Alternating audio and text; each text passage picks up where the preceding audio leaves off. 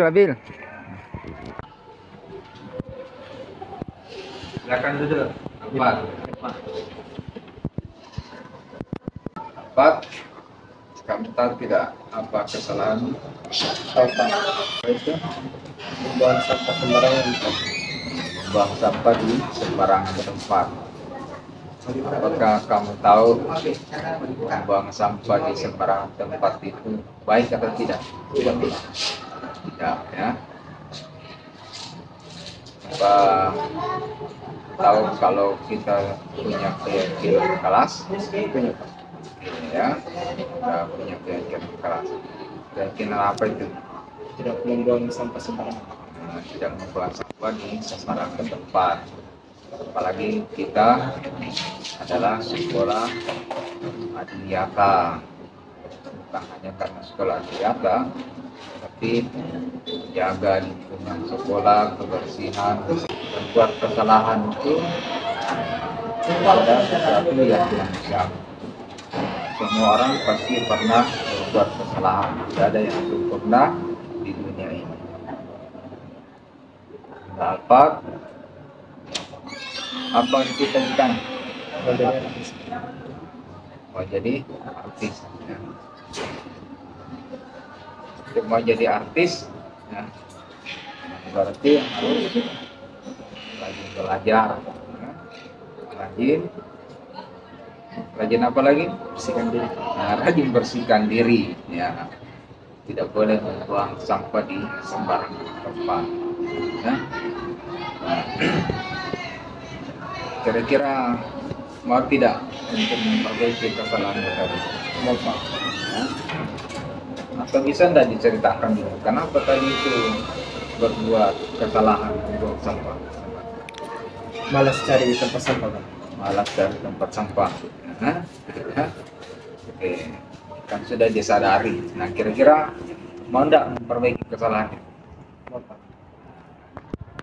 Kira-kira bagaimana? Saya berjanji Pak tidak akan membuang sampah sembarangan. Janji untuk tidak membuang di sembarangan tempat. Ya. Jadi kita harus yakin bahwa kebersihan itu penting, ya.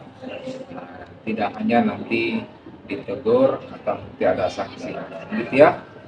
Oke, jadi itu yang harus diperhatikan, ya. Semoga insyaallah kita sama-sama bertanggung jawab untuk menjaga kebersihan di sekolah kita, ya. Terima kasih Pak.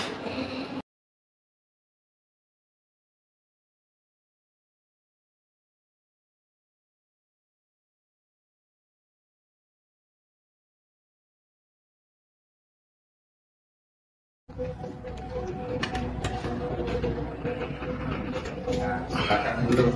Ada Maraya, ya. Ada Maraya. Apakah kamu tahu apa kesalahannya? Apa kesalahannya? Tadi menyuntik saat ujian, ya. Nah, menurut Anda Maraya, menyuntik saat ujian itu baik atau tidak? Nah, salah, ya. Oke. Nah, Maraya bisa dipahami yang namanya kesalahan termasuk menyuntik. Ya mungkin semua orang, ya, tidak ada yang sempurna di dunia ini. Apakah itu tadi sesuai enggak dengan keyakinan kelas kita? Tidak, ya. Keyakinan kelas kita itu apa yang kita tahu? Tidak boleh menyuntik saat ujian. Mungkin bisa diceritakan, ya. Saya tahu pasti ada alasannya kenapa bisa menyuntik saat ujian, apalagi hari pertama. Karena tidak belajar Pak. Tidak belajar. Ya. Apalagi alasannya? Karena tidak fokus saat ujian. Tidak fokus saat ujian, ya.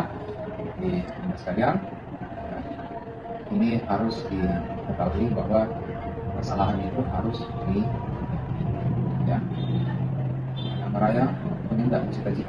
Iya Pak. Apa cita-citanya? Jadi korban Pak. Jadi polwan, ya. Jadi kalau mau jadi polwan, maka Bapak pesan rajin belajar, ya. Lihat sungguh-sungguh, tidak boleh banyak kadang, apalagi saat-saat ujian sekarang ini, ya. Ya. Kira-kira mau enggak memperbaiki kesalahannya? Mau Pak. Kira-kira menurut Maraya bagaimana memperbaiki kesalahan? harus belajar sebelum ujian. Belajar sebelum ujian, kan? Kemudian memang harus jujur, ya, Ya. bertanggung jawab. Mudah-mudahan ini kita bisa jalankan, yakin bahwa belajar sungguh-sungguh, jujur, bertanggung jawab itu penting, nah, untuk masa depan kita, ya. Terima kasih banyak, Bunda, ya. Lanjut, Pak. Iya.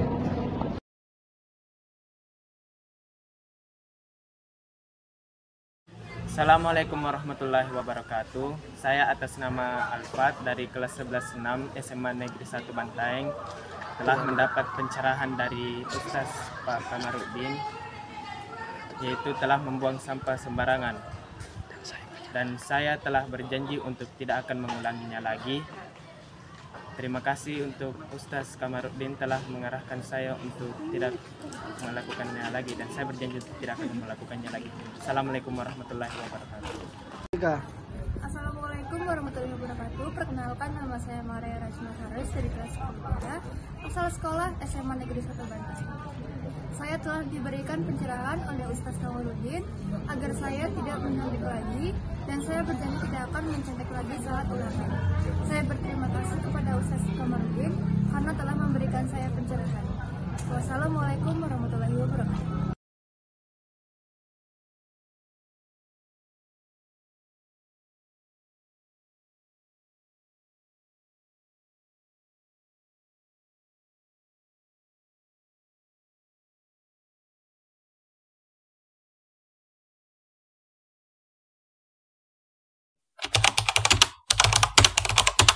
Bismillahirrahmanirrahim.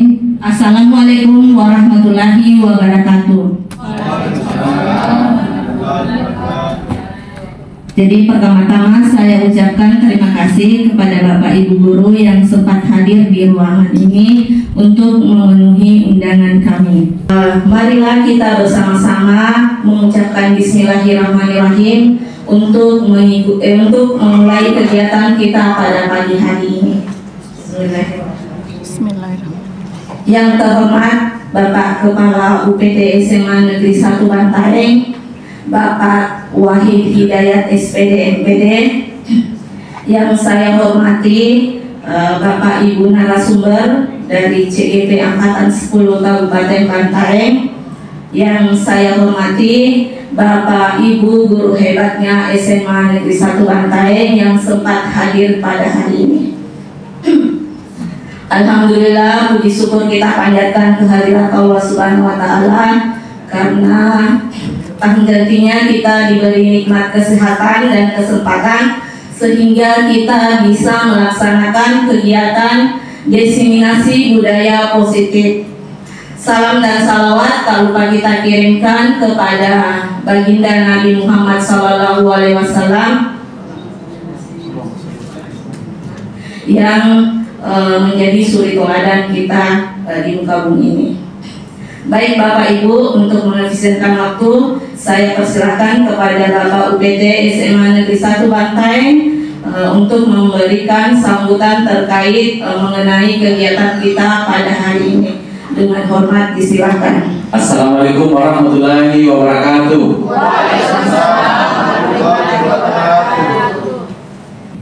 Alhamdulillahirrahmanirrahim. Assalatu wassalamu ala asrafil anbiya'i wal mursalin. Allahumma salli ala Muhammad wa ala ali Muhammad. Rabbi shrah li sadri wa yassir li amri wa tamil lisani yafqahu qawli. Ya Latif, ya Hayyun, ya Qayyum, ya Razzaq, ya Rahman, ya Rahim, ya Dzul Jalali wal Ikram. Yang saya hormati, saya banggakan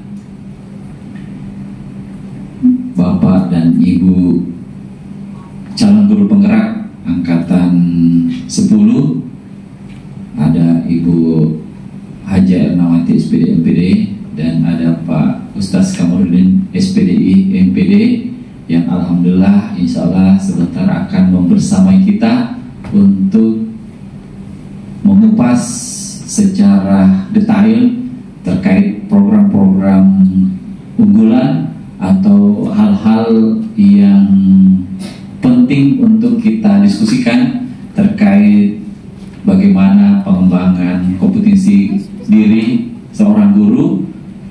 melihat dari bagaimana program guru penggerak. Yang saya hormati Ibu moderator yang juga insya Allah akan memandu jalannya diskusi sebentar. Calon guru penggerak. Jadi kalau 2 orang di depan teman kita itu statusnya calon guru penggerak, kalau Bapak Ibu itu calon guru penggerak. Nah, jadi insya Allah nanti akan hilang C-nya. Kalau hilang C-nya jadi calon guru penggerak, sama dengan teman yang ada di samping kiri samping kanan saya. Nah, itu nantinya akan menjadi guru penggerak seperti statusnya Ibu Sulfi yang sudah hilang di C-nya, menjadi guru penggerak. Sekalipun Bapak Ibu sekalian, sekalipun tanpa kita sadar, sesungguhnya kita adalah sosok guru yang memang secara otomatis sudah menjadi penggerak, menggerakkan dan selalu menjadi motivator untuk anak kita. Mari kita sama-sama mengucap alhamdulillah, segala puji bagi Allah atas izinnya, atas kehendaknya kita dipertemukan dalam keadaan sehat di tempat ini. Salawat dan salam terlupa kita kirimkan kepada Rasulullah Nabiullah Muhammad SAW. Allahumma salli ala sayyidina Muhammad. Bapak dan Ibu yang saya hormati, satu kesyukuran bahwa alhamdulillah kita di SMA Negeri 1 Bantaeng hampir setiap angkatannya itu selalu ada yang mewakili sekolah kita. Itu adalah satu kesyukuran yang luar biasa. Artinya motivasi, keinginan hasrat kita untuk selalu berbenah dan memperbaiki kompetensi kita itu selalu ada. Jadi semangat itu memang harus selalu ada. Dan harapan kita yang namanya motivasi untuk berubah menjadi baik itu selalu kita ibaskan. Semangat harus diibaskan, motivasi harus diibaskan, praktik-praktik baik harus diibaskan. Karena sesungguhnya untuk bisa menjadikan sekolah kita menjadi terbaik seperti tagline kita dan membuktikan kepada orang tua siswa seluruh masyarakat Bantaeng bahwa SMA Negeri 1 Bantaeng memang layak untuk diandalkan, itu tidak lepas dari bagaimana memperlihatkan kompetensi dari guru-gurunya. Jadi kompetisi dan kompetensi. Ya. Jadi kita harus bisa berkompetisi. Berkompetisi dalam artian kalau ada hal-hal positif atau ada hal-hal baik yang sekolah lain lakukan, maka kita harus berupaya. Kalau tidak bisa mengimbang, kalau tidak bisa melampaui, ya setidaknya kita bisa berimbang. Maka berkompetisi. Angkatan berikutnya harus bertambah lagi dari SMA 1 Bantaeng. Kalau misalnya ada event-event, ada perlombaan terkait guru berprestasi atau guru berinovasi, berdedikasi, maka harus ada ikut dari SMA Negeri 1 Bantaeng. Kita harus perlihatkan itu juga kompetisi. Jangan sampai identitas sekolah kita yang diketahui oleh masyarakat bagus, tetapi kompetensi yang kita perlihatkan di hadapan anak-anak itu tidak sama sekali berkorelasi. Ya, budaya tabe, budaya senyum, sapa, salam, sopan santun itu kita jaga. Dan Pak, Ibu, tolong bantu kami untuk membenahi sekolah. Bantu kami untuk mencintai sekolah, bantu kami untuk membenahi sekolah. Bahwa saya berkompeten untuk menyandang label guru SMA Negeri 1 Bantaeng. Saya kira demikian, lebih kurangnya mohon dimaafkan. Saya tutup dengan doa. Allahumma rabbana atina fid dunya hasanah wa qina adzabannar. Assalamualaikum warahmatullahi wabarakatuh. Itulah tadi sambutan dari Bapak Kepala Sekolah. Mari Bapak Ibu kita sama-sama belajar untuk berkompetensi dan berkompetisi untuk menjadi pribadi yang lebih baik sehingga kita bisa disenangi dan dirindukan oleh murid-murid kita. Acara selanjutnya yaitu marilah kita bersama-sama mendengarkan pemaparan dari dua narasumber kita. Yang pertama itu adalah narasumber yang pertama ada Bapak Kamarudin SPDI MPD. Beliau akan membahas mengenai paradigma baru, disiplin positif, kemudian ada motivasi perilaku manusia dan kebutuhan dasar manusia. Kemudian narasumber kita yang kedua ada Ibu Haja Hernawati SPD MPD. Beliau akan membahas tentang 5 posisi kontrol guru, keyakinan kelas, dan segitiga restitusi. Untuk menghabiskan waktu, saya persilahkan kepada Bapak narasumber pertama, Bapak Kamarudin SPDI MPD, untuk dengan hormat disilakan. Bismillahirrahmanirrahim. Assalamualaikum warahmatullahi wabarakatuh.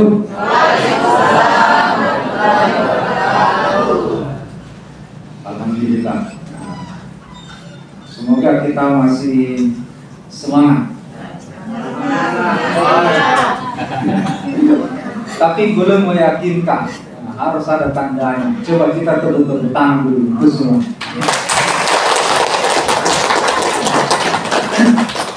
Ya, karena terkait dengan keyakinan itu dalam hati, maka tuntutan itu sebetulnya bagi kita adalah apa yang kita bisa lihat tanda-tanda. Baik, terima kasih banyak Bapak Kepala Sekolah telah memberikan pengantar tadi, Ibu Moderator yang memandu kita semua dalam satu kegiatan diseminasi. Jadi menyebarkan pemahaman yang luas kepada orang banyak. Alhamdulillah, ini adalah kegiatan kami di calon guru program pendidikan guru penggerak pada modul 1.4. Berarti sebelumnya ada modul 1.1, modul 1.2, modul 1.3, sekarang modul 1.4. Dan alhamdulillah di sekolah di SMA Negeri 1 Bantaeng sebelumnya juga sudah ada demonstrasi kontekstual yang terkait dengan keyakinan kelas dan segitiga restitusi. Jadi sebagai gambaran bahwa budaya positif ini itu adalah satu paket modul yang isinya tadi supaya lengkap dan utuh bagaimana konsepsi pemahaman kita, penerapan, lalu kemudian hasilnya dalam bentuk aksi nyata dan praktik baiknya. Maka tadi oleh Ibu Moderator sampaikan ada 7 kerangkaan, dan kami bersama dengan Ibu Haja Herna akan berbagi pada 7 topik itu.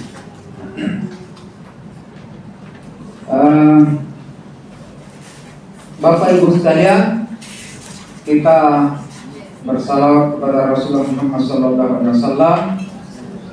Insya Allah bahwa apa yang kita laksanakan ini adalah menjadi bagian dari kita selaku seorang hamba, selaku umat Rasulullah, dan selaku guru yang memang senantiasa untuk meningkatkan kompetensi dan profesionalisme kita. Untuk satu yang saya tangkap di program guru penggerak itu bahwa kita adalah guru yang memang sudah memilih pekerjaan menjadi guru karenanya harus profesional. Karena itu tuntutannya adalah belajar dan belajar sepanjang hayat. Karena itu saya lebih awal menyampaikan kepada kita semua bahwa insya Allah saya juga bagian dari kita sama-sama belajar, tetapi tidak hanya belajar, tetapi berbagi, kemudian berkolaborasi. Karena itu tagline dari program guru penggerak itu adalah maju bersama, hebat semua. Nah, saya kira ini menjadi spirit kita semua. Dan berikutnya Bapak Ibu sekalian,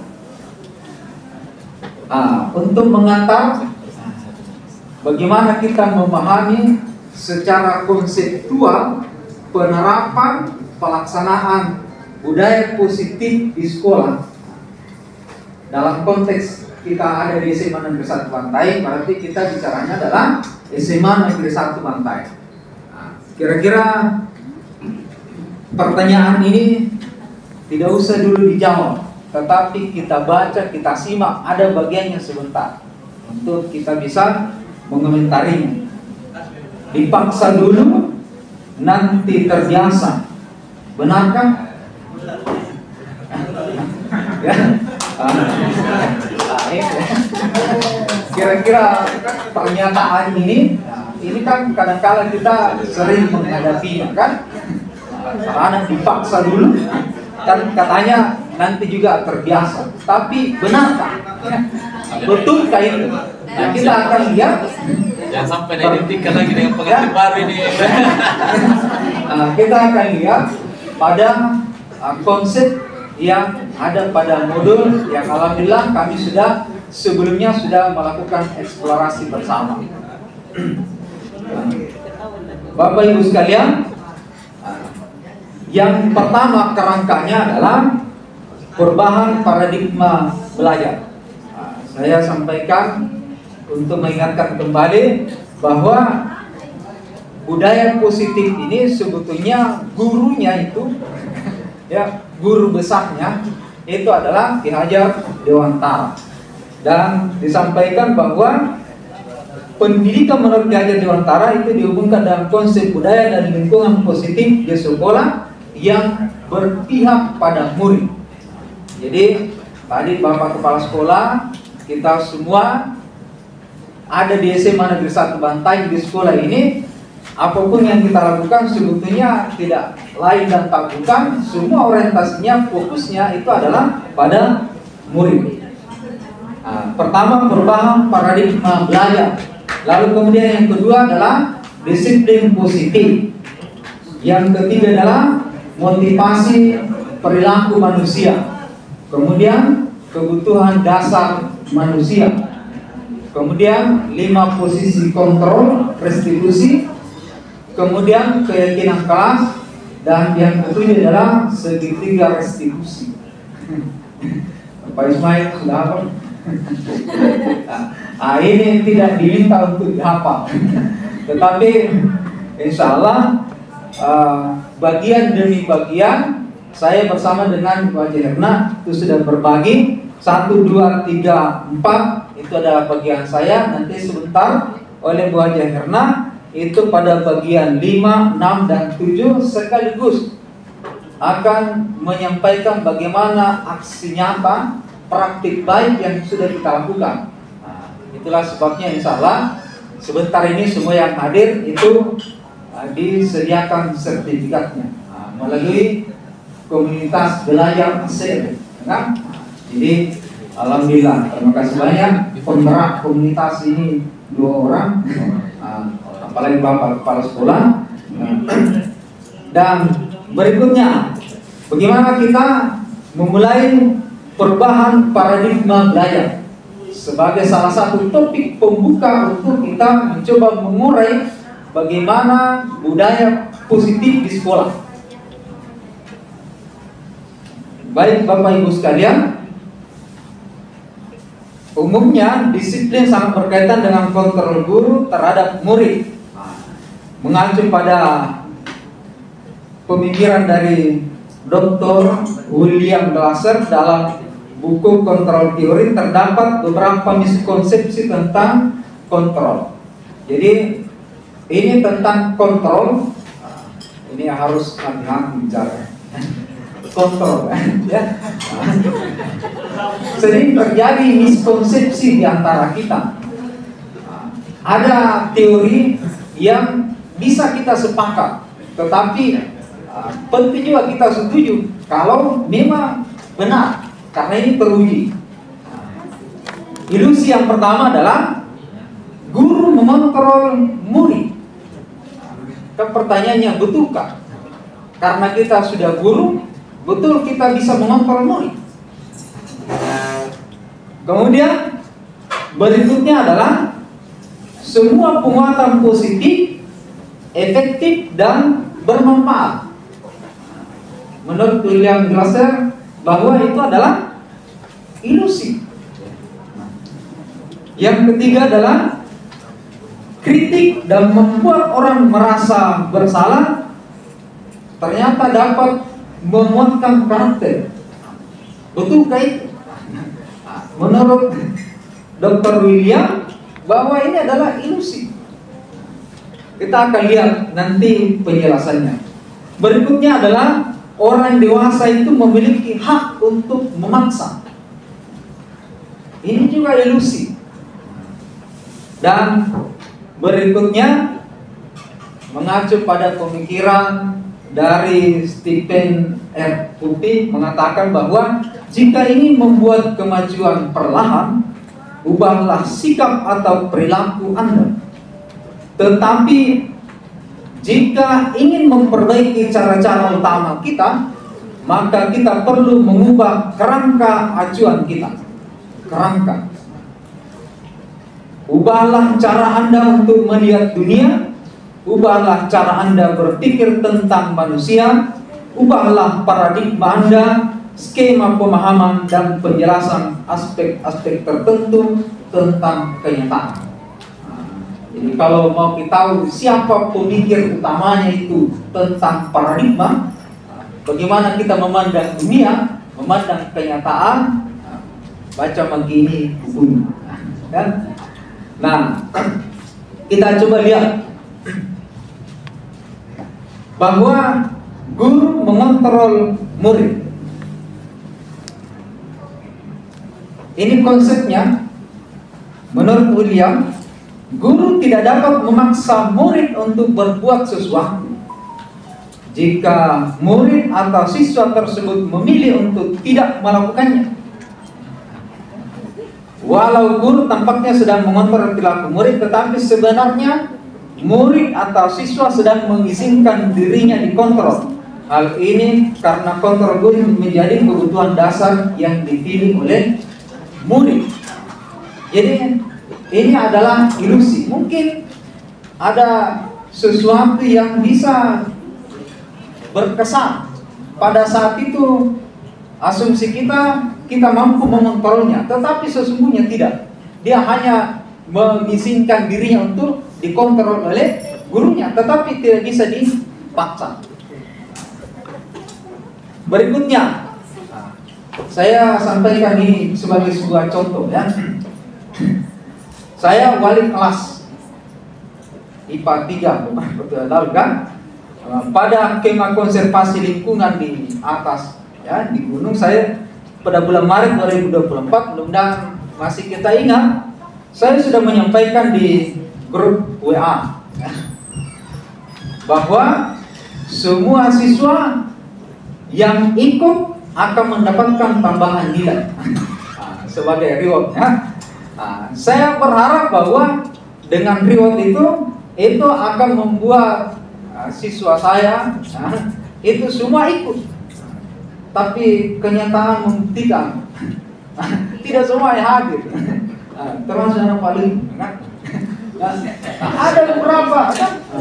Saya sudah di atas kan? Padahal saya wali kelas, saya yang mengantar, ada mobil yang ternyata sampai di atas di lokasi, ada juga tidak datang.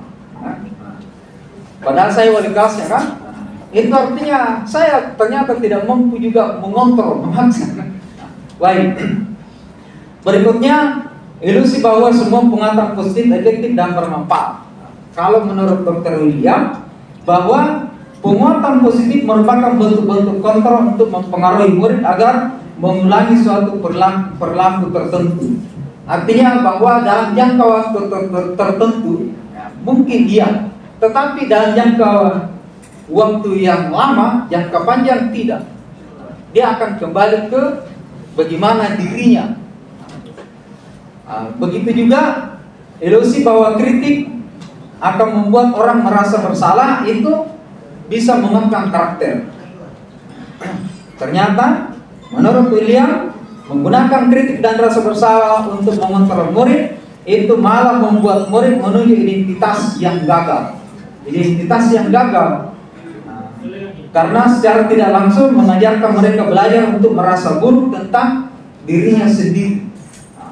Dia merasa bersalah terus. Kenapa tuh saya begitu? Kenapa harusnya saya tidak terlambat? Harusnya saya mengerjakan tugas harusnya. Nah, inilah mungkin yang kita rasakan.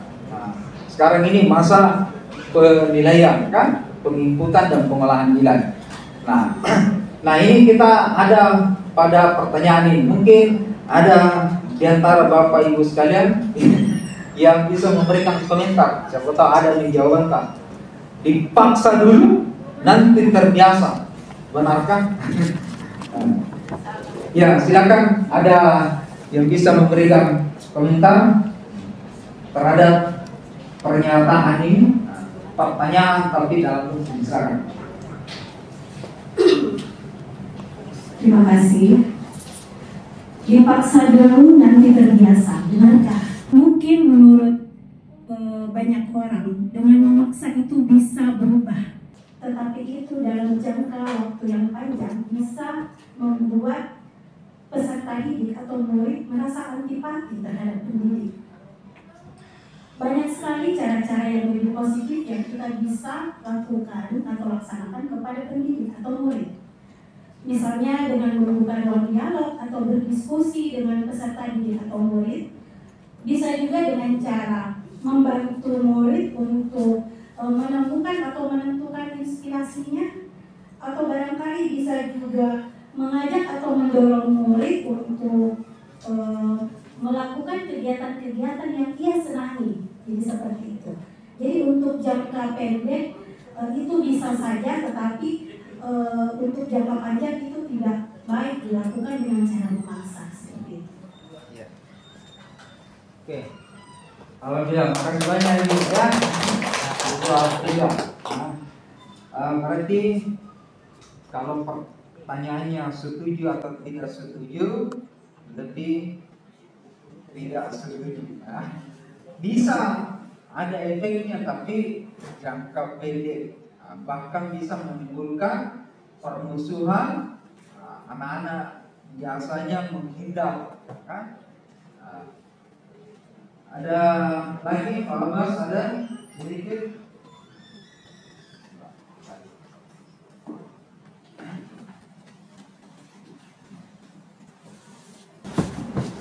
Jadi kalau menurut saya pribadi, apakah pernyataan di atas yang ini dipaksa dulu nanti terbiasa, benarkah? Apakah itu benar atau tidak? Kalau menurut saya pribadi, saya tidak tepat. Kenapa seperti itu?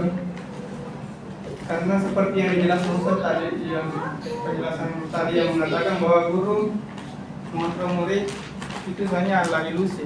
Karena soalnya kalau kita lihat siswa-siswa kita yang sekarang sudah masa remaja itu semuanya memiliki kontrol atas dirinya sendiri. Jadi kalau kita beranggapan bahwa kita bisa mengontrol mereka, itu sebenarnya tidak tepat.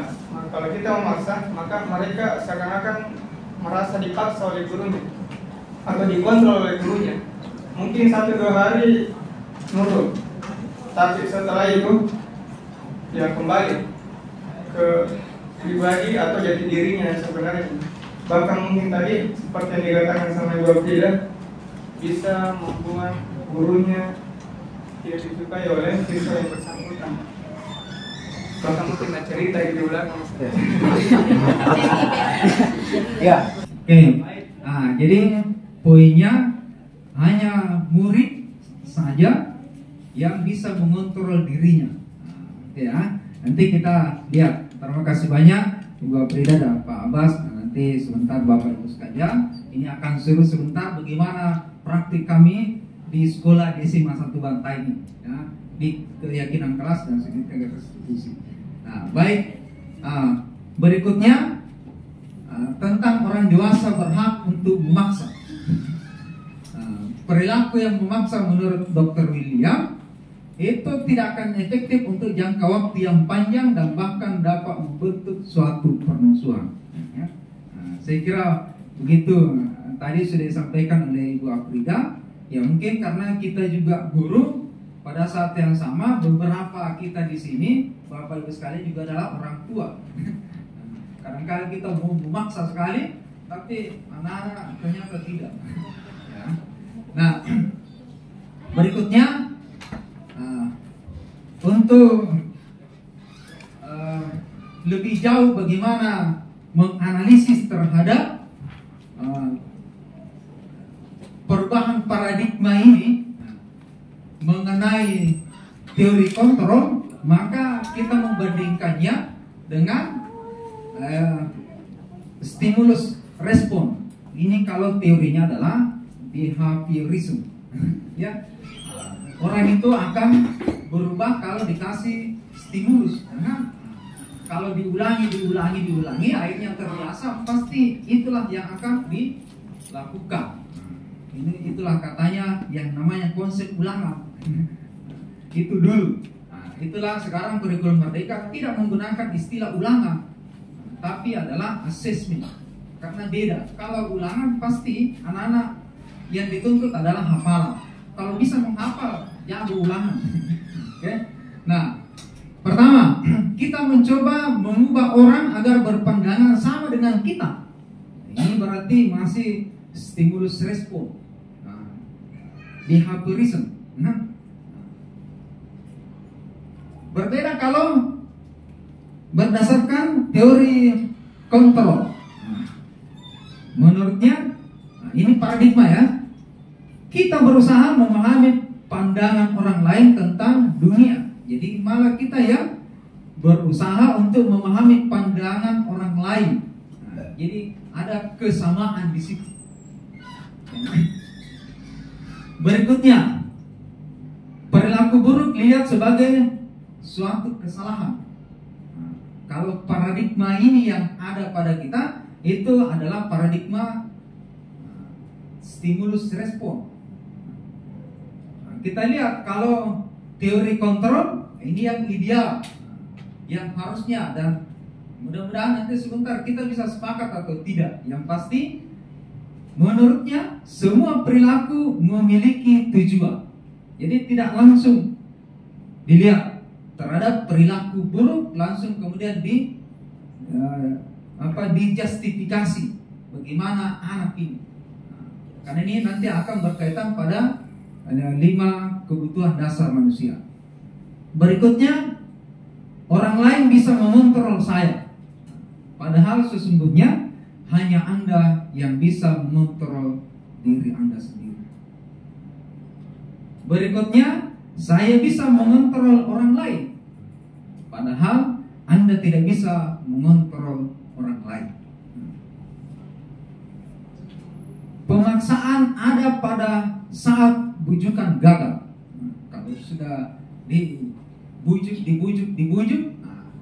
dikasih pilihan, mau atau tidak, mau naik kelas atau tidak, itu sebetulnya adalah pemaksaan. Itu adalah stimulus respon. Padahal kolaborasi dan konsensus malah itu yang menciptakan pilihan-pilihan baru.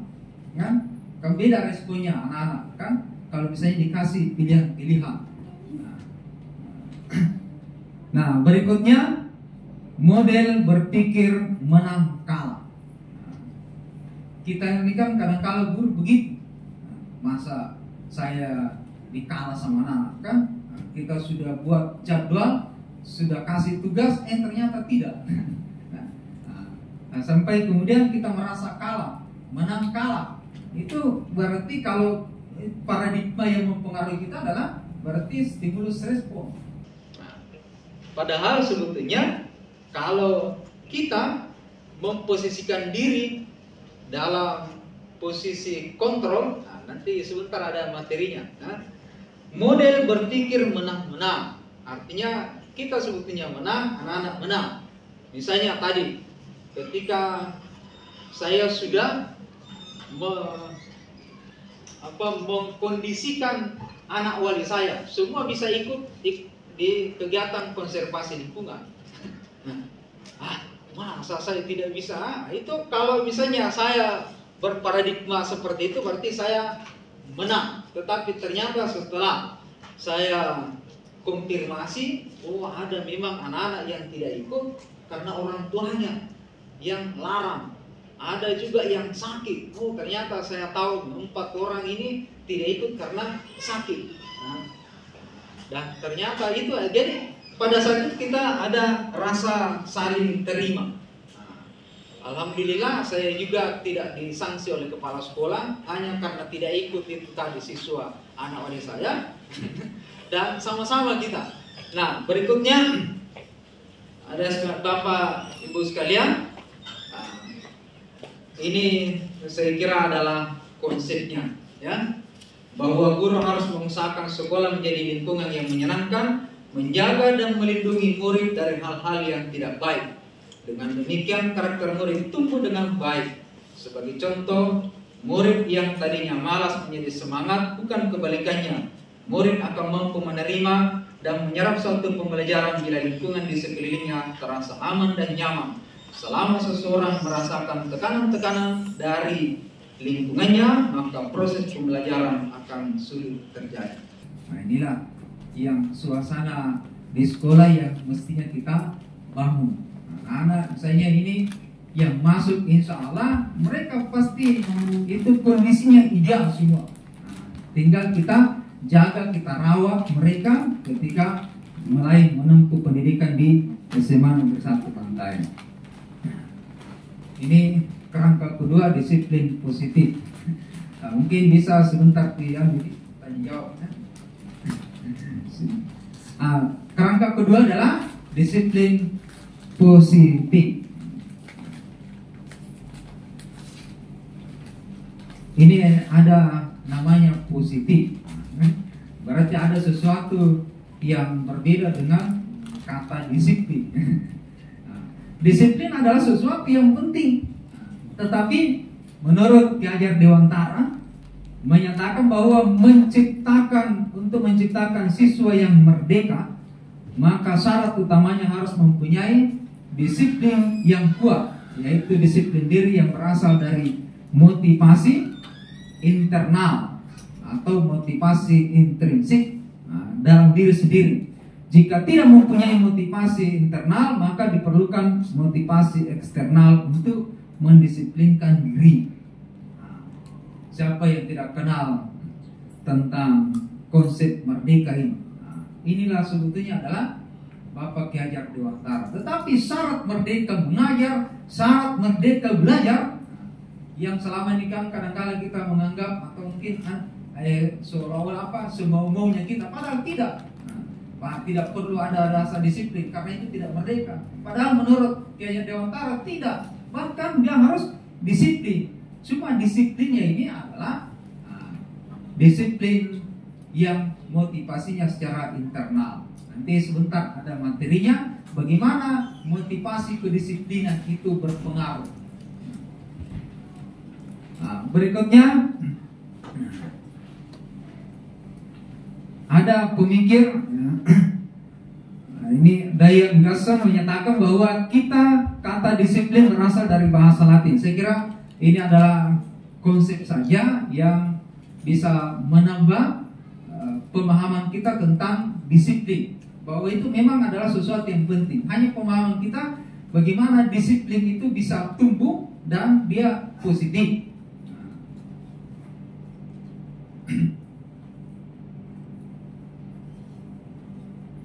Bagaimana pentingnya di dalam kelas?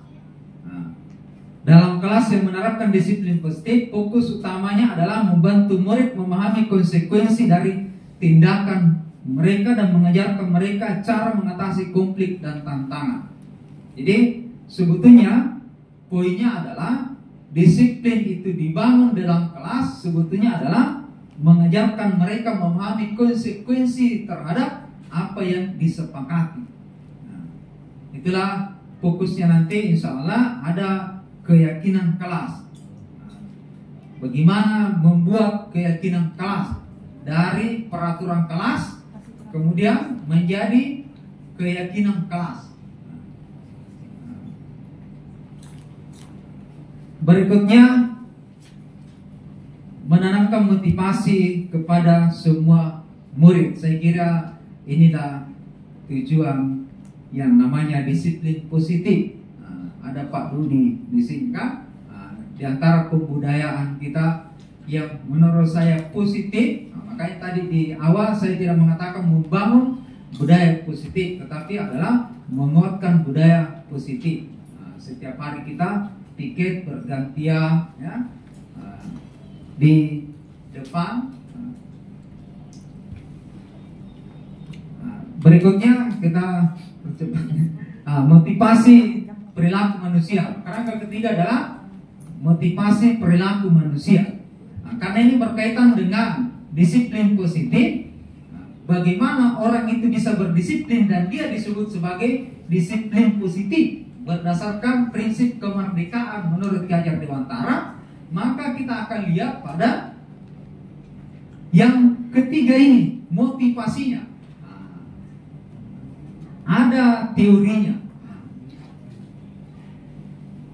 Ada 3 teori motivasi perilaku manusia menurut Diane Garson. Dikatakan merdeka itu artinya tidak hanya terlepas dari perintah, akan tetapi juga cakap dalam memerintah diri sendiri. Jadi sebetulnya itu perintah kita tidak akan pernah terlepas. Tetapi perintah yang paling bagus itu adalah diri sendiri yang memerintah. Nah, saya kira begitu Pak Manusia. Belum masuk tugas, sampai ini, saya harus. Itu kesadaran sebetulnya. Kita sendiri yang memerintah diri sendiri. Sampai hari apa ini, jadwalku tiket. Kita yang memerintah diri sendiri. Bukan nanti pada saat di chat atau di apalah, enggak. Berikutnya kita lihat, kan ada 3 ya teori motivasi. Yang pertama adalah untuk menghindari ketidaknyamanan atau hukuman. Ini alasan kenapa seseorang melakukan sesuatu atau dia berdisiplin. Kalau kita bicara tentang disiplin, motivasinya dulu ada 3. Pertama karena untuk menghindari ketidaknyamanan atau hukuman. Saya kira kita rasakan lah bagaimana di kelas, di sekolah, kan anak-anak kalau dia tidak diancam misalnya, ternyata biasa-biasa saja. Tetapi ada juga yang ketika diancam dikasih hukuman, lalu kemudian dia bertanggung jawab terhadap tugasnya dan seterusnya. Berikutnya, yang kedua adalah untuk mendapatkan imbalan atau penghargaan dari orang lain. Alhamdulillah kita di SMA 1 Bantaeng bukan nanti mau dikasih imbalan kepala sekolah baru kemudian kita rajin mengajar, ya kan? Begitu juga kepada siswa. Tetapi mungkin ada juga ya sebetulnya ya. Tetapi karena ini kenyataan, maka apapun itu pasti motivasinya itu bukanlah motivasi yang internal seperti yang dibahasakan tadi. Karena yang ketiga inilah yang seharusnya, yaitu adalah untuk menjadi orang yang mereka inginkan dan menghargai diri sendiri dengan nilai-nilai yang mereka percaya. Berarti ada nilai-nilai. Mohon maaf kalau misalnya memang ini masih lebih abstrak karena bicara tentang keyakinan, bicara tentang disiplin positif, bicara tentang nilai itu adalah sesuatu yang memang ada pada setiap diri, hanya saja dia tidak tampak kelihatan di luar. Tetapi itulah yang kemudian menjadi penentu arah kita seperti apa dan bagaimana. Itulah di awal saya sampaikan tentang paradigma. Nah, berikutnya sedikit penjelasan ya. Untuk menghindari ketidaknyamanan atau hukuman. seseorang berperilaku untuk menghindari permasalahan yang mungkin muncul dan berpengaruh kepada mereka secara fisik. Saya kira ini sesuatu yang jelas ya, untuk mendapatkan imbalan atau penghargaan dari orang lain. Ini juga itu hanya karena ingin dipuji. Bahkan anak-anak itu kadang-kala malas kalau misalnya dia tidak dikasih pujian. Apalagi kalau misalnya soal ranking. Ini juga saya tangkap kenapa sekarang kurikulum Merdeka tidak ada istilah ranking 1, ranking 2, ranking 3. Karena menurutnya ini malah membunuh kreativitas, penghargaan itu. Maaf, mungkin kita bisa berbeda, tetapi saya sampaikan ini teorinya ya. Lalu kemudian yang seharusnya adalah orang melakukan sesuatu karena nilai-nilai yang mereka yakini dan hargai. Berarti inilah sebetulnya yang mestinya motivasi itu muncul karena adanya nilai-nilai yang mereka yakini dan hargai. Nilai-nilai kebajikan. Alhamdulillah tadi Bapak Kepala Sekolah sudah sampaikan. Di sini ada namanya budaya tabi. Senyum, sapa, salam, sopan, santun. Kita di Bantaeng ada namanya Bulo Si Batam. Kemarin pada beberapa waktu yang lalu saya mengidentifikasi di antara budaya kita di Bantaeng adalah misalnya si Katutui, si Pitangara. Bahkan ketika saya di dalam kelas, kadang-kala ada siswa tidak mengerti yang namanya Tamalan Ria. Tamalan Ria, padahal dia pergi ke Unhas, ada jalan di sana, jalan Tamalan Ria. Ternyata itu adalah pesan orang tua kita dulu. Tamalan Ria itu adalah nilai budaya, optimis, tidak putus asa. Oke. Nah, berikutnya teori motivasi perilaku manusia. Saya kira ini kata kunci pertanyaan yang memandu kita. Apa yang akan terjadi apabila saya tidak melakukannya? Kalau dia lakukan, berarti ini motivasinya motivasi eksternal. Begitu juga yang kedua, untuk mendapatkan imbalan itu adalah motivasi eksternal. Berbeda yang ketiga itu adalah untuk menghargai diri sendiri. Saya akan menjadi orang seperti apa bila saya melakukannya. Itu dalam diri. Kalau ada dorongan dalam diri, dia perintah, saya rajin datang, saya rajin belajar, meskipun saya rajin ikut upacara bendera, ya, meskipun hujan, kempes bang motornya dan seterusnya, saya alhamdulillah saya selalu kasih motivasi anak-anak. Ketika misalnya sedang mengajar hujan, saya bilang, ini baru air saja yang jatuh dari langit, Anda sudah gentar. Bagaimana kalau sudah muncul senjata? Orang yang yakin itu, meskipun taruhannya nyawa, maka itu kita tidak perlu gentar. Karena menuntut ilmu itu adalah jihad, kan? Siapa yang meninggal dalam keadaan berjihad itu adalah syahid. Gitu ya. Dan alhamdulillah saya satu mungkin cerita yang secara singkat saya sampaikan. Ada dulu dari Bulukumba yang jalan kaki ke Banyoran, kemudian di sana menunggu mobil ke SMA 1, kemudian ke sini. Itu selama 3 tahun dia sekolah di SMA 1 Bantaeng, Muhammad. Jadi mungkin masih diingat ya. Itu Muhammad Harni, saya masih ingat. Itu selama dia 3 tahun sekolah, 7.15 sudah ditutup pintu pagar. Dan pernah hanya 1 kali, itu beberapa detik saja, itu dikunci pagar. Kemudian karena ada Bu Haji Muniar di situ, dikunci. Dan kemudian setelah itu masuk di aula. 148 orang terlambat dikumpul. Setelah itu kasih surat pulang. Itu mungkin secara hukuman anak ini saya pantau itu hanya 1 kali itu saja dia pernah terlambat. Selebihnya tidak. Saya mengidentifikasi anak itu adalah anak yang memang dia untuk menghargai diri sendiri. Sekarang sudah selesai di UI. Ada juga dari orang Patuka yang jalan kaki dulu, tunggu mobil di Campagoloy ke sini jalan kaki. Itu luar biasa selama 3 tahun. Tetapi dia tetap berjuang karena dia bilang, saya Pak, di kampungku itu hanya kurang lebih tidak lebih dari 40 rumah katanya, tidak ada yang sigma. Hanya dia waktu itu kan, itu Tahir namanya. Tahir. Alhamdulillah, saya tidak pernah menghukumnya. Ibu Haji Munir waktu itu jadi wali kelasnya pernah tidak datang, dia kunjungi rumahnya. Ternyata tidak ada uangnya untuk dia jadi biaya ke sini. Haji Munir kasih uang. Dan anak-anak itu alhamdulillah ternyata bisa selesai di kelas IPS plus dulu. Mungkin Pak Abbas masih ingat. Ya, saya dulu pernah restitusinya. Saya sudah pernah melakukan restitusi.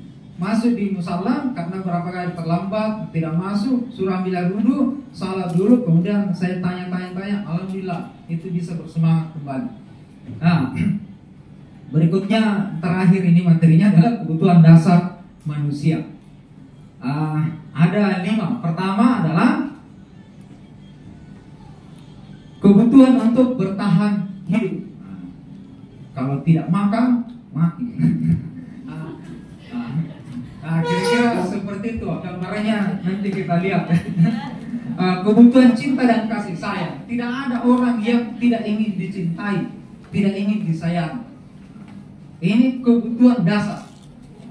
Sedikit juga mungkin yang dimaksud kebutuhan itu adalah sesuatu yang harus dipenuhi. Kalau tidak, maka jadi masalah. Itulah yang membedakannya dengan keinginan. Jadi kalau keinginan itu apa saja yang kita mau, yang kita inginkan, belum tentu jadi kebutuhan. Tapi kalau kebutuhan itu fokusnya kalau tidak terpenuhi pasti bermasalah. Sama tadi kebutuhan hidup kan, cinta dan kasih sayang. Kalau ada orang tidak perlu cinta, tidak perlu rasa sayang, itu bermasalah itu orangnya. Kan? Nah, berikutnya kebutuhan penguasaan.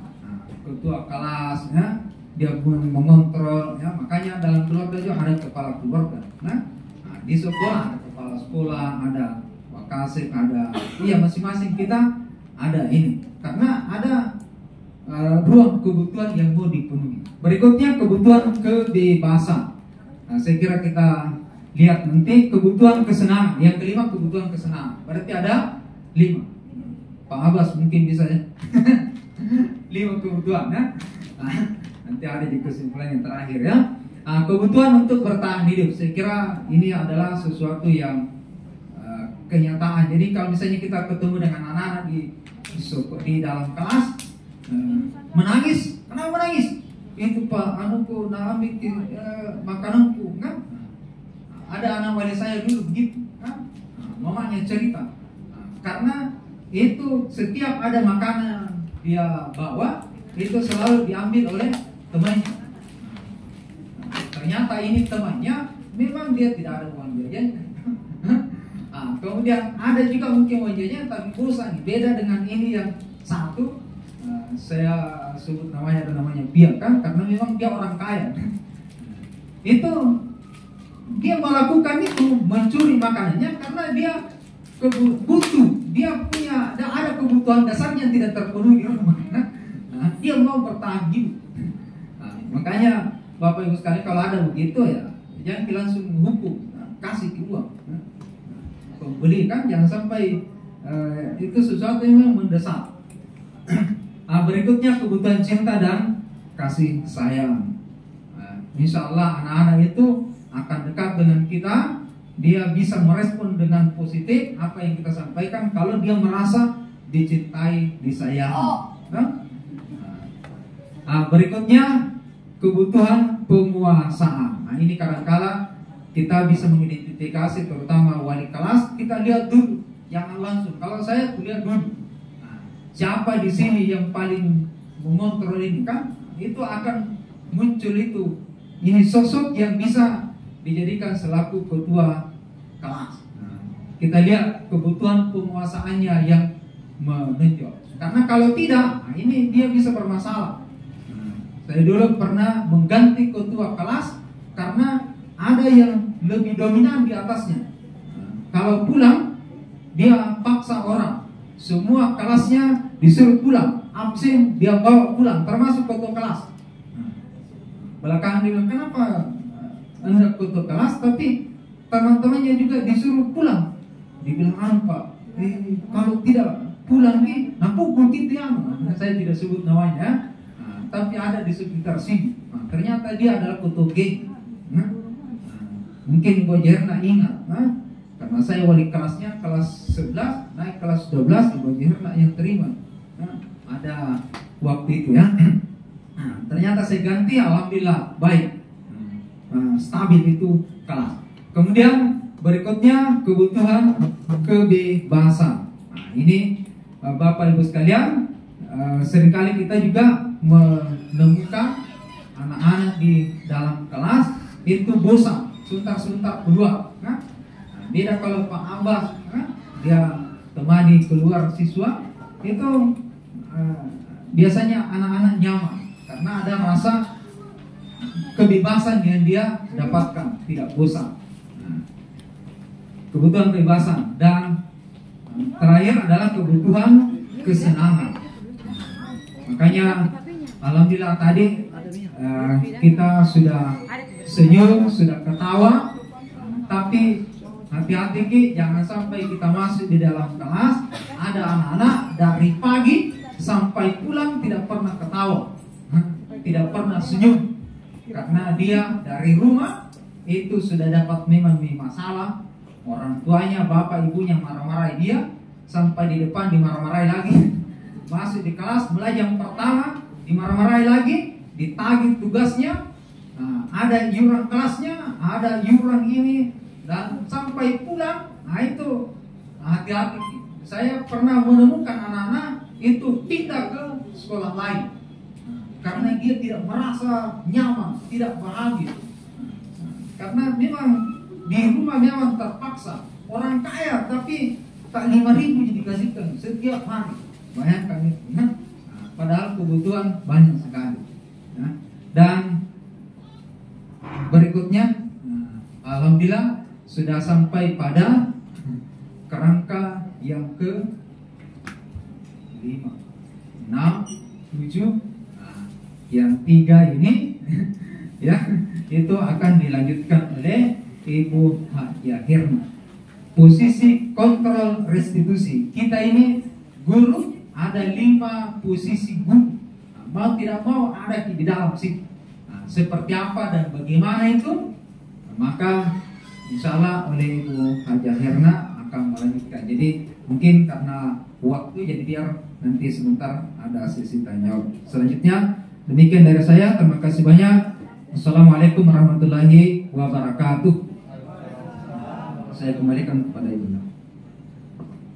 Itulah tadi pemaparan dari narasumber kita yang pertama, yaitu Bapak Kamarudin SPD INPD. Kita beri aplaus dulu untuk Bapak. Selanjutnya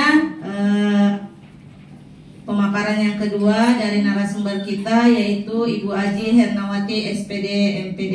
Dengan hormat disilakan.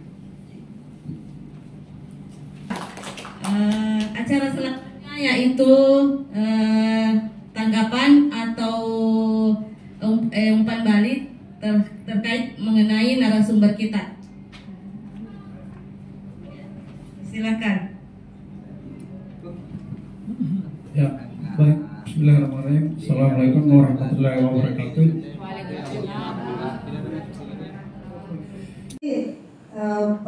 Tanggapannya Pak Ansar dan Pak Dodi, saya teringat tadi saya sempat berbisik dengan kepala sekolah tadi. Perkataan ini kalau semua ini tercapai dan terselenggara maka tidak perlu menjadi pembinaan. Ya, jadi jawaban mendasarnya atau jawaban secara garis besar Bapak Ibu adalah ini adalah di tataran kondisi real. Inilah yang ingin kita capai. Ya, dan apakah kita seperti itu sekarang? Kita bisa mengevaluasi diri sendiri. Ya. Tapi yang menjadi pembelajaran kita ini adalah kita ambil positifnya. Mudah-mudahan kita bisa melakukan hal itu, step-step itu, ya. Misalnya dengan Pak Iqbal ya, siapa yang namanya? Siapa? Ikram, ya. Itu kan susah diajak komunikasi. Nah, itulah challenge kita Bapak Ibu. Ya, jadi tantangan kita, bagaimana kira-kira kita terapkan ini pembelajaran baru kita ini ke Ikram. Nah, itu tantangannya Bapak Ibu. Dan itu sekali lagi saya sampaikan bahwa ini semua kita paparkan adalah di tataran kondisi ideal. Dan mudah-mudahan kita bisa mencapai itu. Ya, jadi seperti itu Bapak Ibu, mungkin dalam lapangan tidak semudah apa yang dipaparkan di materi. Dan itu saya sepakat. Ya, saya sepakat sekali. Jadi semua teori itu, apapun hasil penelitian itu, ya benar. Tapi apa bisa mengaplikasinya di lingkungan kita sendiri? Itu situasional. Ya. Tapi kita berharap semoga kita melaksanakan bisa karena itu hal positif buat kita. Ya, jadi bismillah Bapak Ibu, ada hal positif di mana yang kita tahu, bismillah kita akan mencobanya, semoga kita bisa melaksanakannya dan mencapai tujuan yang ingat dari kegiatan itu. Kemudian yang kedua, sepakat juga dengan Pak Dodi atau Pak Dodi ya. Jadi kalau guru terlalu dekat dengan siswa, ya seperti itu kenyataannya. Ya, bisa berdampak positif dan bisa berdampak negatif. Jadi itulah tantangan juga buat kita. Bagaimana kita bisa jadi teman kepada siswa, tapi ada batasnya juga. Ya, bagaimana pertemanan kita kepada siswa memberi dampak positif, bukan sebaliknya. Jadi mungkin yang lebih bisa mengevaluasi dan intervensi itu kita, bukan siswanya. Ya. Jadi bagaimana kita berinteraksi dengan siswa, ya memberi peluang, tentu siswa tidak akan melakukan sesuatu kalau kita tidak memberikan cara. Ya. Jadi meskipun kita dekat dengan siswa, tapi kita tetap berperilaku yang baik, ya, tidak memberikan peluang kepada dia untuk overacting misalnya, maka hal itu saya rasa tidak akan terjadi. Ya, dan mungkin ya Pak Dodi dan saya juga bisa seperti jadi siswa ya. Jadi memang ada guru kita jadi teman, tapi pasti kita bisa melihat rambu-rambu. Oh, kayaknya ini saya akrab dengan Pak Ini, tapi kalau di sekolah harus begini, tetap kalau chatting harus begini, seperti itu Bapak Ibu. Jadi itu juga terkait dengan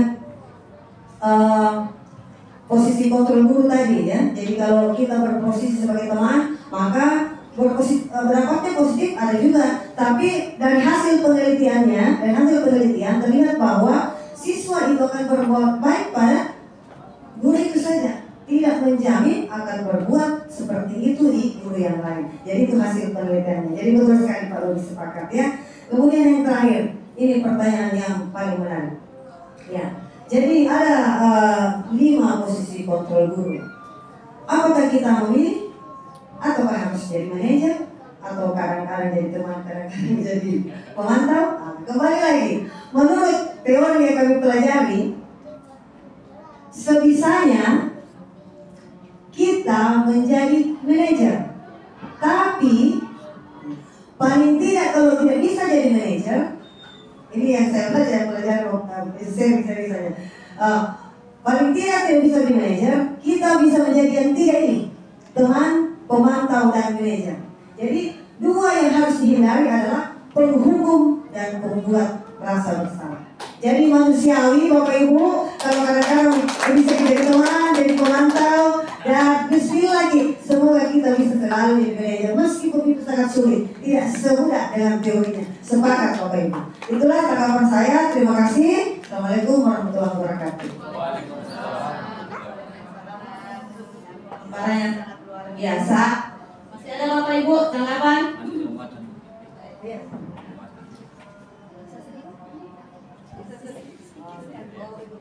Oh iya, biar. Kebetulan kegiatan kita juga ada sponsor sedikit saja ya. Luar biasa pemaparan dari narasumber calon guru penggerak angkatan 10 dan angkatan 11. Luar biasa, Masya Allah. Jadi sedikit barangkali yang saya kurang setuju atau kurang bagaimana, ataukah saya kurang literasi atau kurang edukasi. Salah satu narasumber berkata bahwa tidak semua tindakan harus direstitusi. Kalau menurut pemahaman saya, restitusi adalah membantu peserta didik atau murid untuk jujur terhadap diri sendiri, bisa merefleksikan diri sendiri, kemudian dia bisa mengevaluasi dampak yang dilakukan daripada kesalahan atau tindakan yang sudah dia lakukan.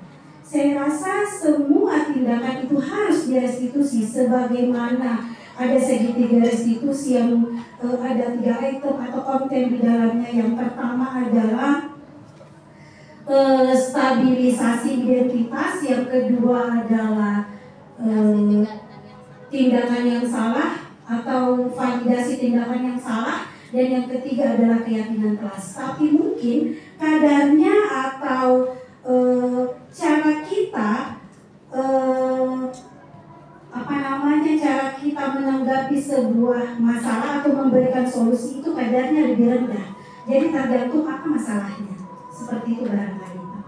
Terima kasih. Wassalamualaikum warahmatullahi wabarakatuh.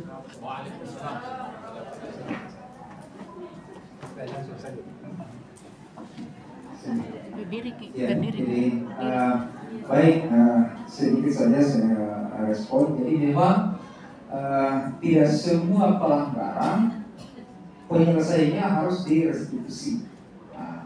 Jadi tergantung bobotnya. Kalau misalnya masih berpola, kemudian masih bisa tertangani oleh guru, silahkan memang. Tapi kalau misalnya sudah kasusnya kriminal, asusila, atau dia berpengaruh besar, ini ranah hukum, ini ranahnya Bareskrim misalnya, maka itu tidak betul. Kemudian berikutnya yang segitiga restitusikan, pertanyaannya adalah apakah semua harus menstabilkan identitas dulu, kemudian berikutnya validasi tindakan yang salah, kemudian yang ketiga baru menyatakan keyakinan. Jawabannya tidak. Kalau misalnya memang dia hanya sederhana sekali, kadang-kadang cukup kita dengar saja atau kita meminta melihat di sana itu, sudah cukup. Saya kira itu poinnya yang bisa saya sampaikan. Terima kasih banyak. Wassalamualaikum warahmatullahi wabarakatuh. Terima kasih banyak Bapak Ibu sekalian.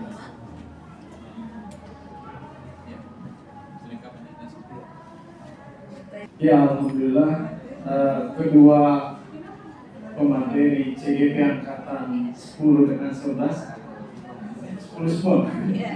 Ya, angkatan 10 sudah memberikan kita pemahaman yang begitu sangat luar biasa.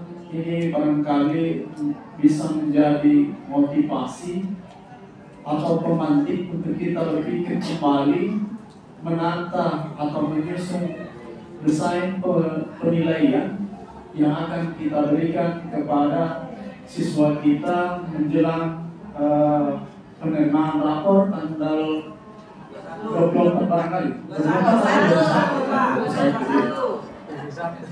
Oke, jadi tadi Ustaz Kamal menjelaskan tentang disiplin positif.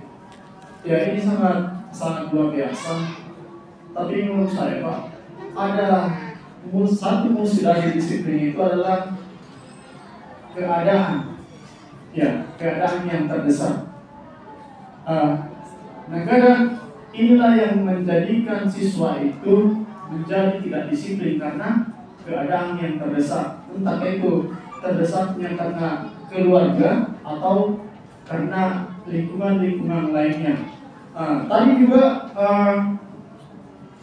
Ustaz Kamal memberikan satu motivasi tentang bagaimana caranya mendisiplinkan siswa. Salah satunya itu adalah motivasi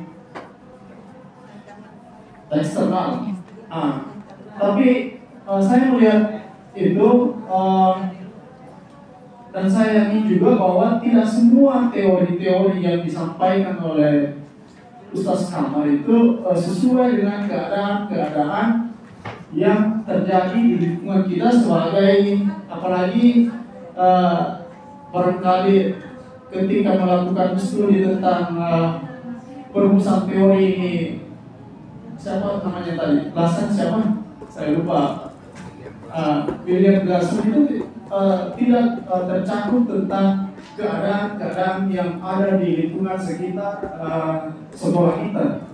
Ya, itu yang pertama. Jadi barangkali Ustaz Kamal bisa memberikan kita satu contoh lagi tentang motivasi eksternal yang disesuaikan dengan budaya kita di Bantaeng. Itu yang mau saya dapatkan jawabannya dari Bapak Ustaz Kamarudin dan Ibu Hadiana. Terima kasih. Wassalamualaikum warahmatullahi wabarakatuh. Satu orang lagi Bapak Ibu. Pak Dodi.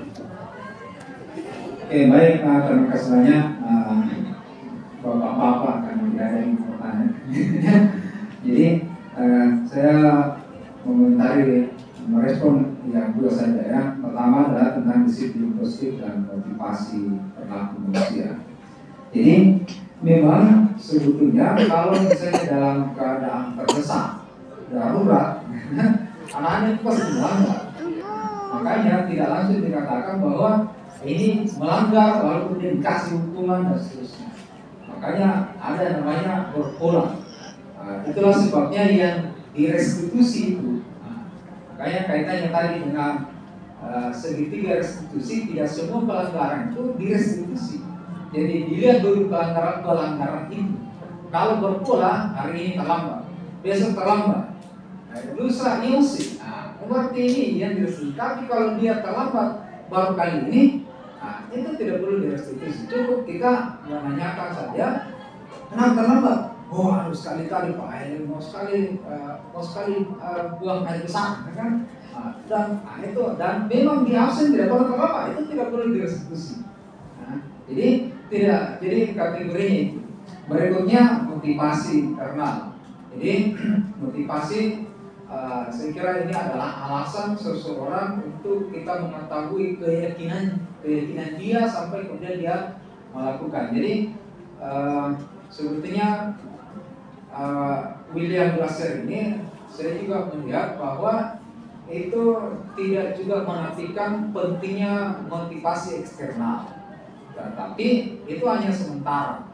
Tetapi yang penting itu adalah motivasi internal, bahwa setiap orang melakukan sesuatu dia berdisiplin itu karena kesadaran diri. Kalau misalnya dia terkontaminasi, apalagi dengan pergaulan, maka kita juga membutuhkan lapisan kedua, motivasi eksternal. Saya kira memang disinilah letaknya kenapa penting ada namanya kolaborasi. Saya misalnya bermata pelajaran, penting juga saya harus tahu dengan kondisi ketika dia ada dengan mata pelajaran yang lain, wali kelas, guru, dekan, dan orang tua.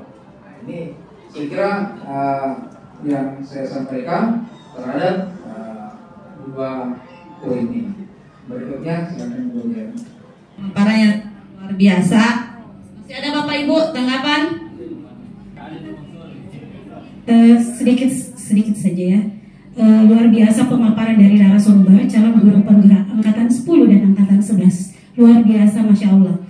Jadi sedikit barangkali yang saya kurang setuju atau kurang bagaimana, ataukah saya kurang literasi atau kurang edukasi. Salah satu narasumber berkata bahwa tidak semua tindakan harus direstitusi. Kalau menurut pemahaman saya, restitusi adalah membantu peserta didik atau murid untuk jujur terhadap diri sendiri, bisa merefleksikan diri sendiri, kemudian dia bisa mengevaluasi dampak yang dilakukan daripada kesalahan atau tindakan yang sudah dia lakukan. Saya rasa semua tindakan itu harus direstitusi, sebagaimana ada segitiga restitusi yang ada 3 item atau konten di dalamnya. Yang pertama adalah stabilisasi identitas, yang kedua adalah tindakan yang salah atau validasi tindakan yang salah, dan yang ketiga adalah keyakinan kelas. Tapi mungkin kadarnya atau cara kita cara kita menanggapi sebuah masalah atau memberikan solusi itu kadarnya lebih rendah. Jadi tergantung apa masalahnya. Seperti itu barangkali Pak. Terima kasih. Assalamualaikum warahmatullahi wabarakatuh. Baik, sedikit saja saya respon. Jadi memang tidak semua pelanggaran penyelesaiannya harus direstitusi. Jadi tergantung bobotnya. Kalau misalnya masih berpola, kemudian masih bisa tertangani oleh guru, silahkan memang. Tapi kalau misalnya sudah kasusnya kriminal, asusila atau dia berpengaruh besar, nah, ini ranah hukum. Nah, ini ranahnya Bareskrim misalnya, maka itu tidak betul. Kemudian berikutnya yang segitiga disebutkan, pertanyaannya adalah apakah semua harus menstabilkan identitas dulu, kemudian berikutnya validasi tindakan yang salah, kemudian yang ketiga baru menyatakan keyakinan. Jawabannya tidak. Kalau misalnya memang dia hanya sederhana sekali, kadang-kadang cukup kita dengar saja atau kita meminta melihat di sana dulu, sudah cukup. Nah, saya kira itu poinnya yang bisa saya sampaikan. Terima kasih banyak. Wassalamualaikum warahmatullahi wabarakatuh. Terima kasih banyak Bapak Ibu sekalian. Ya, tapi Bapak. Jadi inilah bagian saya hari ini untuk memaparkan berbagi pemahaman tentang posisi kontrol guru, keyakinan kelas, dan segitiga restitusi. Ya, jadi yang pertama adalah posisi kontrol guru. Di bagian ini saya akan memaparkan pendapat dari seorang ilmuwan. Jadi bukan pendapat saya, pendapat seorang ilmuwan. Dan sebelum saya paparkan, tadi saya membagikan selembar kertas kepada Bapak Ibu, mungkin bisa dianalisis, tapi yang belum punya bisa mungkin dibagikan, ada di sebelah kiri Pak Layenta, di meja sebelah. Ya, jadi sambil mengikuti pemaparan seri-seri, kita cek ada 2 kasus di situ, kira-kira yang mana yang terkait dengan 2 kasus yang ada di lembaran itu. Yang kedua Bapak Ibu, mungkin waktu diskusi yang terlalu lama sebentar sehingga kita interaktif saja. Jadi setelah pemaparan ini kita sama-sama mengevaluasi diri. Kira-kira kita berada di posisi kontrol yang bagaimana selama ini. Demikian Bapak Ibu. Ya, ini Bapak Ibu. Jadi menurut Dr. William Glasser, ternyata posisi kontrol itu ada 5. Jadi yang pertama namanya adalah penghukum. Yang kedua, pembuat rasa bersalah. Yang ketiga, teman. Yang keempat, pemantau. Dan yang kelima, manajer. Sekarang kita lihat yang mana itu yang pertama. Ya, ini Bapak Ibu. Jadi penghukum itu karakteristiknya, guru itu memberikan hukuman baik verbal maupun fisik. Kemudian tidak ada alternatif sanksi. Pokoknya kalau gurunya dibilang ini hukumannya, tidak boleh ditawar-tawar. Ya, seperti itu. Kemudian katanya nada suaranya tinggi, jadi mungkin dia berteriak mungkin ya. Kemudian bahasa tubuhnya katanya biasanya melotot, jari menunjuk-nunjuk sambil menghati. Jadi saudara bahwa ini adalah hasil penelitiannya Pak Dr. tadi ya. Kemudian perkataan yang biasa diucapkan Bapak Ibu kalau posisi kontrolnya sebagai penghukum biasa. Jadi ini hanya beberapa referensi saja Bapak Ibu ya. Jadi contoh saja ini yang dipaparkan di atas. Yang pertama, terlambat lagi. Pasti terlambat lagi, selalu datang terlambat. Mungkin begitu ya kalau saya kayak di kelas.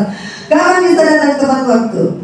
Atau patuhi aturan saya? Atau kamu selalu saja salah? Selalu, pasti selalu yang terakhir selesai. Apakah saya pernah seperti itu ya Allah?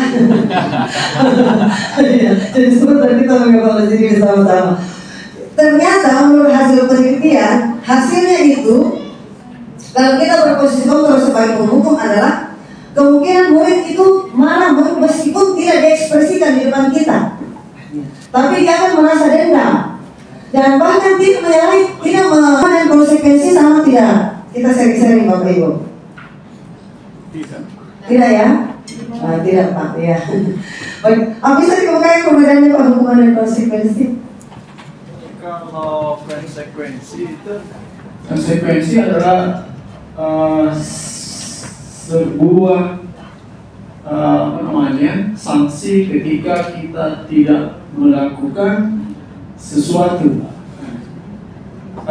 Kemudian kalau hukuman, sanksi ketika kita melakukan pelanggaran. Jadi mirip Pak nih. Jadi hukuman itu ada, kalau menurut hukum ada apa namanya, semacam kalau mau melanggar hukumanmu sekian.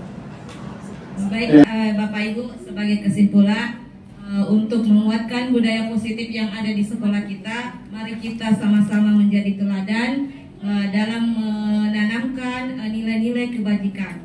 Kita selalu mempertimbangkan kebutuhan murid dalam setiap proses pembelajaran, posisikan diri kita sebagai manajer, selalu membiasakan menyusun keyakinan kelas dan menangani masalah dengan cara restitusi. Akhir kata, saya ucapkan terima kasih atas perhatian tak. Saya akhiri dengan ucapan Assalamualaikum warahmatullahi wabarakatuh.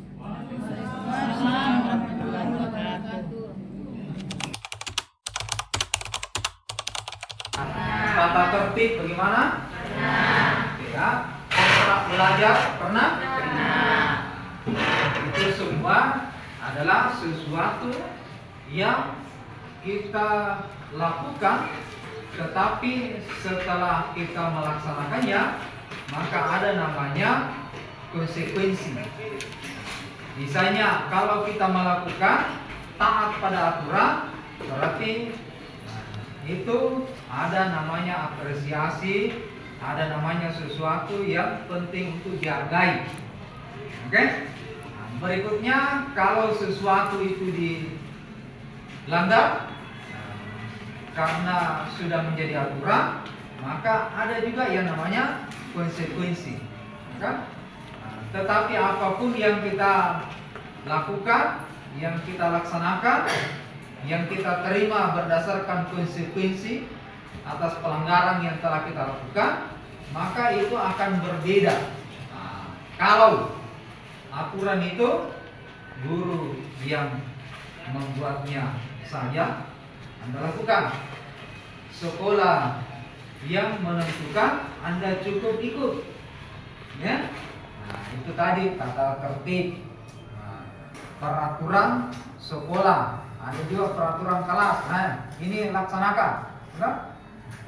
Kalau keyakinan kelas, maka itu melibatkan kita semua.